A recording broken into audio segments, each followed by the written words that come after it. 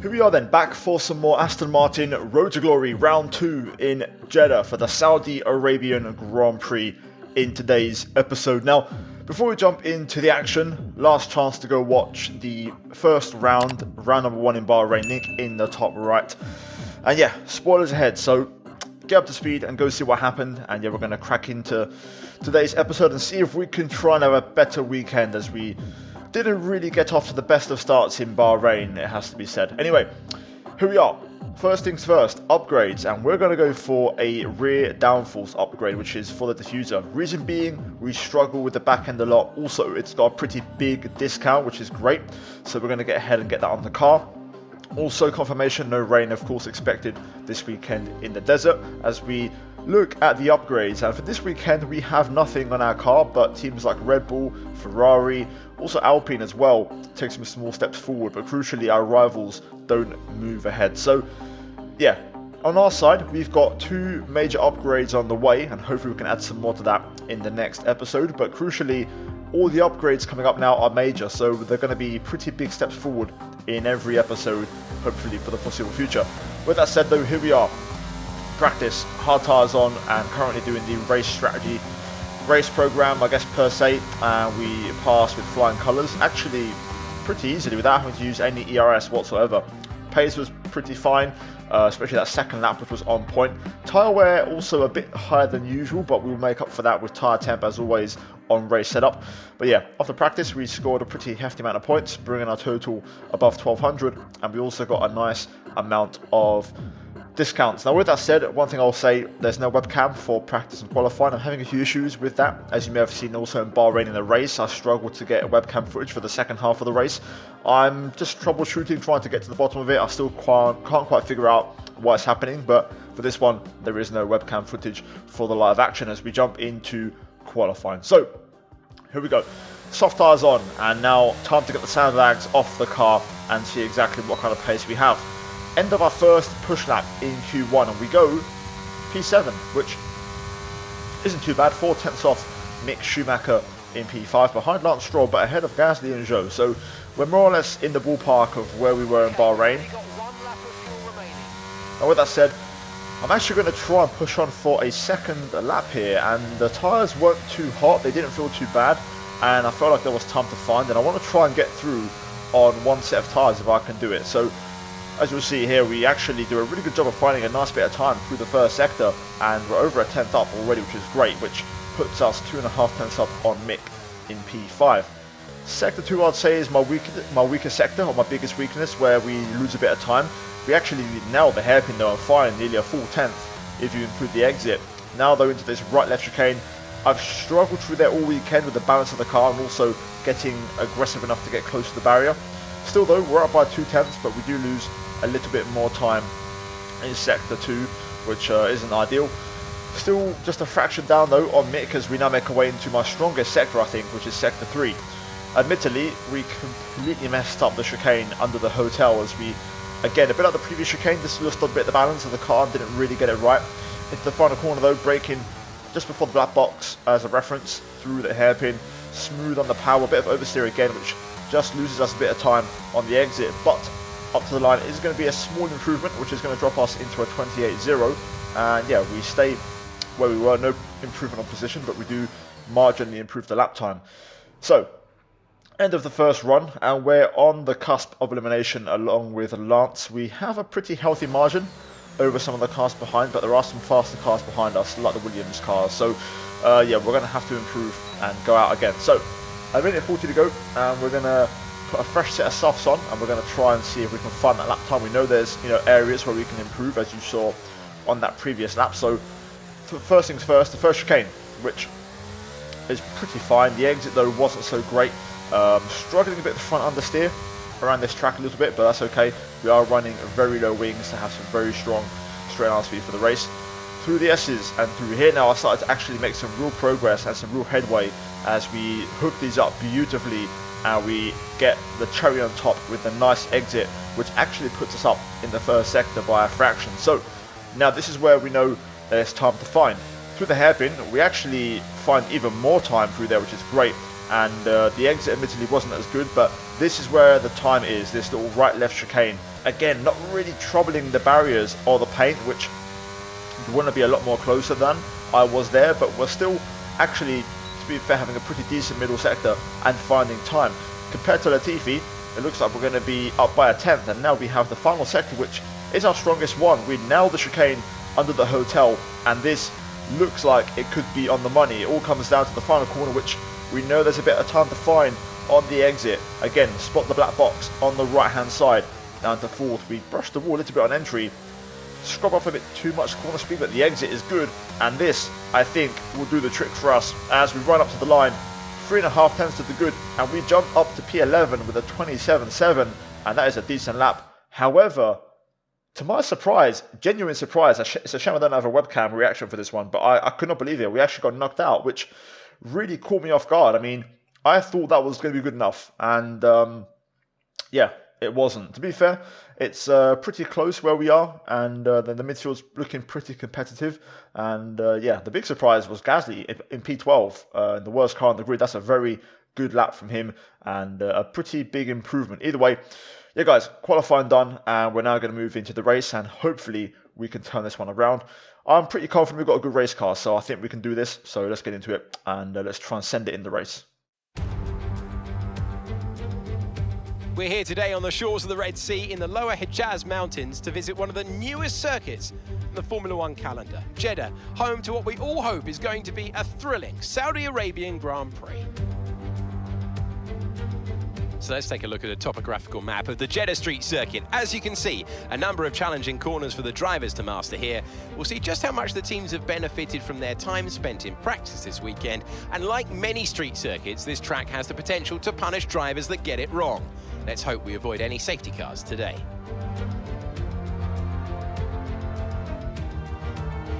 Before we begin, let's take a quick look at the grid lineup for today's race. Fantastic effort from Charles Leclerc yesterday, and it's put him on pole, edging out Sergio Perez, who lines up P2. Looking at the rest of today's grid, we have Sainz, Norris, Sir Lewis Hamilton and Russell, Ricciardo, Magnussen, Mick Schumacher and Max Verstappen, Latifi, Albon, Sebastian Vettel and Gasly, Martinez, Stroll, Valtteri Bottas and Yuki Tsunoda, Ocon, they'll be starting further back after an earlier grid penalty, and Guan Yu Zhou. It's almost time for the lights to go out, so let's head down to the track where preparations are underway. And with me as usual is Anthony Davidson. Let's start with Aston Martin. We have a number of changes to the aerodynamic regulations this year, and the signs haven't looked good for them so far in terms of getting to grips with those changes. There are a few downcast looks within the team this weekend. I think they've been hit fairly hard by the new regs, but this is only the first step down a long road of development, and even if they don't maximise their points today, there are plenty more up for grabs this season. So before we start this race, I will preface and say there might be no webcam, maybe even right now, because I'm having issues and I don't know the answer why it's happening. So there's no webcam for qualifying. I just hope it holds up for the race. I've tried to change some settings and we'll see if it works. Anyway, hopefully it holds up. Regardless, talking about the race, we're starting from P15 and we have, as you'll see, the strategy of a medium to hard tyre strap. It's going to be a simple one stop, and the key thing here really is going to be race pace. I think that could be a pretty strong, backbone for us. We're always pretty decent around here. Also, fuel-wise, I'm going for 0.5 extra, a bit more than the last race as we had some fuel issues. And also this track is a bit more efficient on fuel compared to Bahrain, which is weird to say, but that's how the game works. In terms of car setup, I'm running also 2 clicks on the front, 4 on the rear in terms of pressure. Same as Bahrain. This is one track where you don't want to overheat your rear tyres because you'll really struggle in those high-speed corners. So we're going to go a bit more conservative here today. But yeah, we're going to jump into it and hopefully, I think, get some points. So let's do that. Right, here we go. Round 2. Let's try and get some points.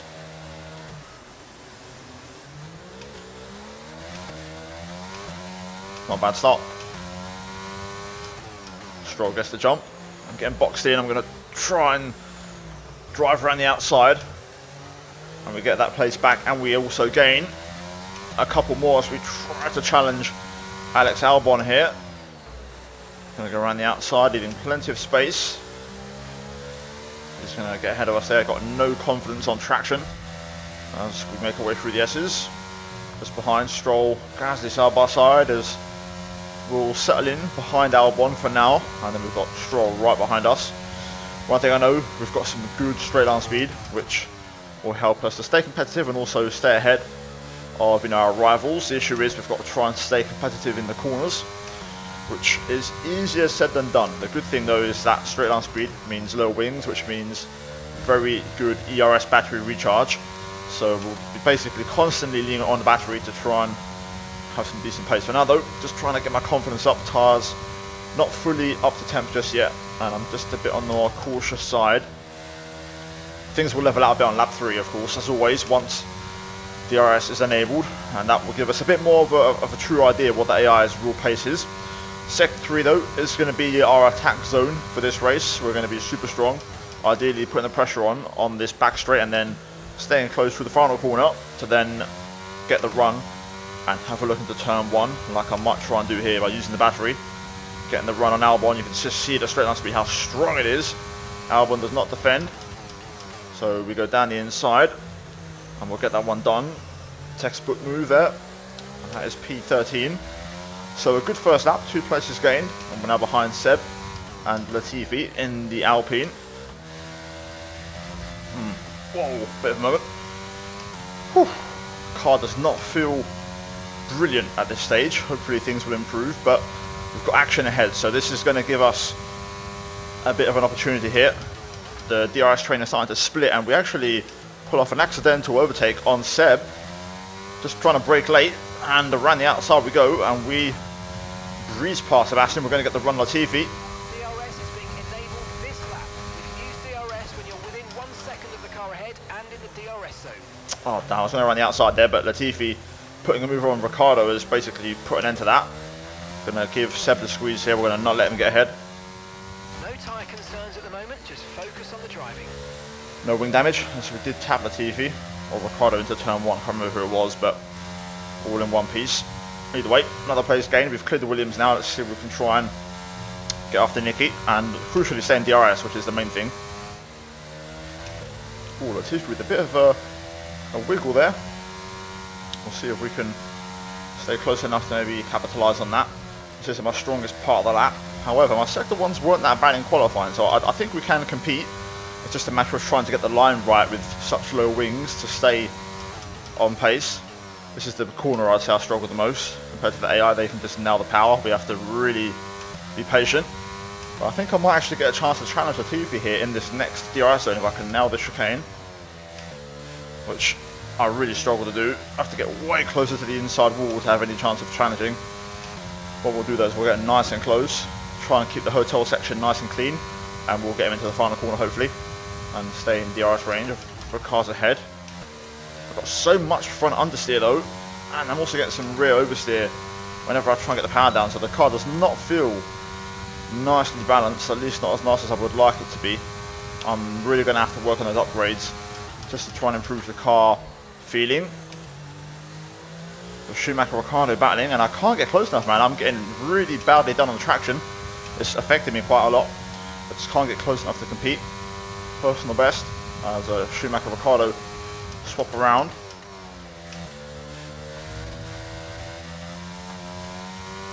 Okay, that was a bit better.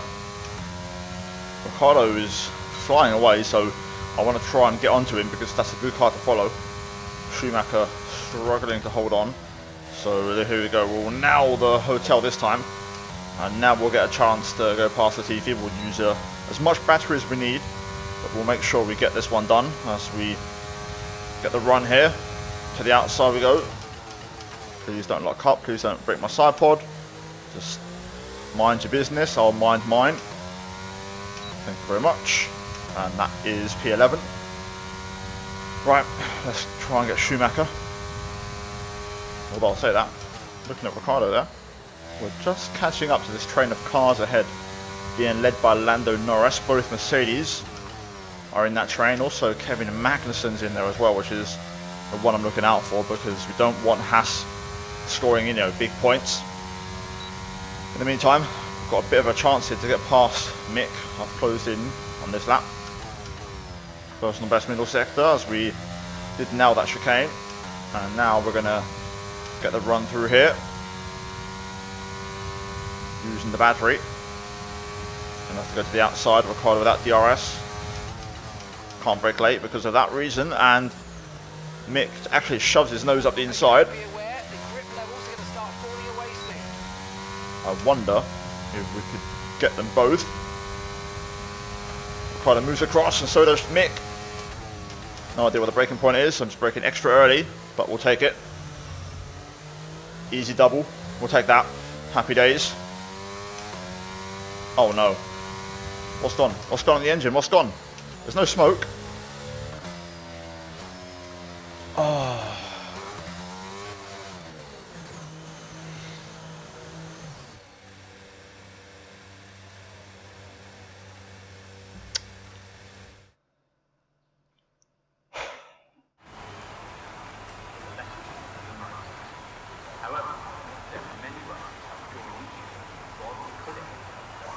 A sterling effort from the team and a magnificent drive to secure victory here at the Saudi Arabian Grand Prix.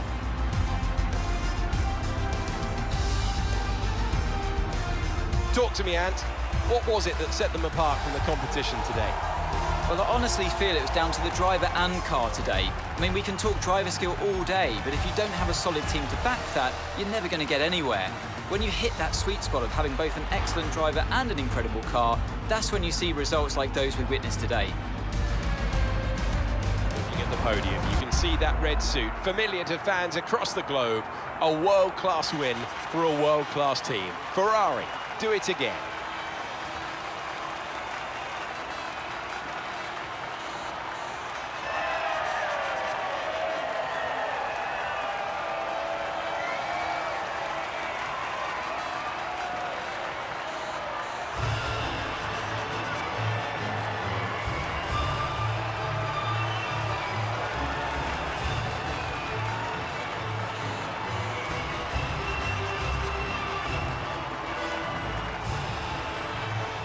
So that was a bit of a short-lived race and not something I had in mind. A bit of an annoying one because I think we had a good race car, man, and I really do believe that, especially looking at where Magnussen finished, for example. I think we could have easily got P8 with no real big struggle. The car was good enough for points today and we just didn't really get the chance. So yeah, that's annoying. Also, we're now on the back foot in terms of engines, which is a bit of a shame. Also, not ideal as Haas and AlphaTauri score points, which is a bit of a problem. Luckily, Seb just missed out on P11, but not really a good race for us. Anyway, Leclerc, your winner with the fastest lap. Looked pretty comfortable all weekend. Completes the Grand Chelem.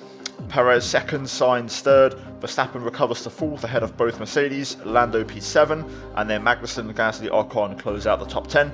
Missing out on points, Seb, Schumacher, Bottas, Latifi, Albon, Zhou, Tsunoda, Stroll, and then Ricciardo and myself DNF from the race. So yeah, short-lived joy in the points there as Leclerc is controlling the championship so far after 2 rounds. As you can see, we've got Gasly now and also Magnussen with 4 points to his name in P8 in the drivers. In the constructors, it's not looking good, bruv. We're last and we have work to do. Not really much I could have done this race. We're basically a one-car team because, you know, Stroll basically does nothing, which is really, really annoying, and he didn't get replaced in the off-season. So, yeah, I guess that's possibly a consequence of Lawrence being the head honcho. Maybe Stroll has in-game code to not be transferred at any point, but yeah, we're going to have to dig deep and try really hard this season to try and turn this one around. Either way, we're going to actually continue the episode by moving into the in-between races before the next one in Australia, do some upgrades and basically extend the episode so you guys don't know too much that this was a DNF. So then back in the office after that race, and we have a marketing department event, so let's quickly check out and see what this has in store for us. Is this game on crack or what? How are we going to choose one of these two as our rival? We're going to get smoked. Perez. Not really ideal. The team not really bailing me out with any extra R&D points, which it's a bit of a problem, not going to lie. Anyway, with that said, we have a couple of weeks until the next race. We've got also a facility upgrade arriving on the 7th for the powertrain, which is great. But let's confirm and see what the engine issue was. The MGUH. Okay, that's not too bad. That's one that we have 3 of available, so that's not bad. We just don't want to lose an energy store or control electronics. That's kind of the ones we can't afford to have go up in smoke.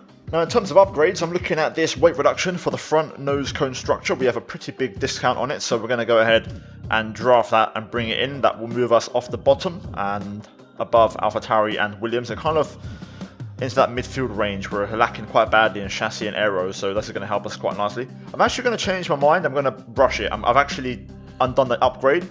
I've cancelled it. I'm going to rush this. I'm going to take a chance.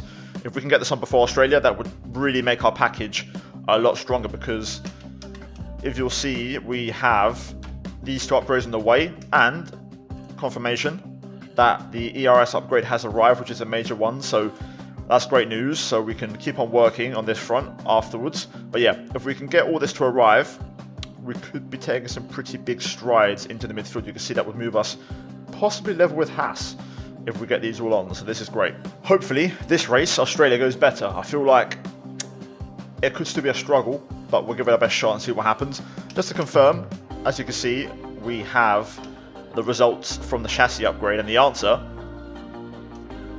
is success. So very, very happy with that. That was a gamble that's paid off. So very happy with the team, and that's kind of making up for the double failed upgrade on the engine during the off season. So a double upgrade this race weekend with 2 majors, which is going to help us out, and we've got another one of course on the way with the aero. So that's big, and that is going to help us. You can see we've overtaken Alfa Romeo this weekend, so we're making strides and we're getting better. So yeah guys, I'm going to leave it there. Like, subscribe, and we'll be back again next race in Australia. Hopefully we're stronger, faster, better. But yeah, like, subscribe, all that good stuff. Check out the 2 videos on screen, and as always, a big shout out to the members for supporting the channel as always.